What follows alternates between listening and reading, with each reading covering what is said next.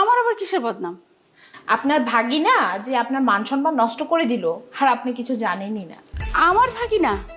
কেন, কি করেছে ও? সকাল সকাল দেখলাম ওই খারাপ মেয়েগুলোর বাসায় ঢুকছে। আমি নিজের চোখে দেখেছি ভাবি। এখানে নিজের চোখে আর পরের চোখে দেখার কিচ্ছু নেই। আমি ওকে ওখানে পাঠিয়েছি। মানে আপনি নিজে আপনার ভাগিনাকে ওই বাড়িতে পাঠিয়েছেন? আপনি কি মানুষ না অন্য কিছু? ছি ভাবি, ছি। আসছে আমার ছিচিওয়ালি।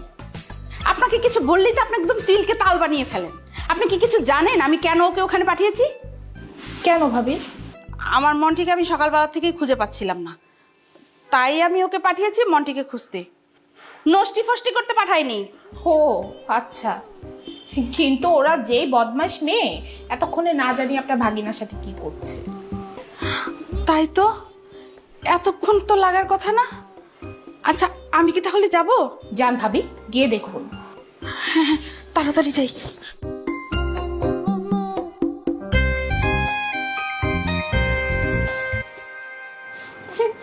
দেখ কি হাল করেছি।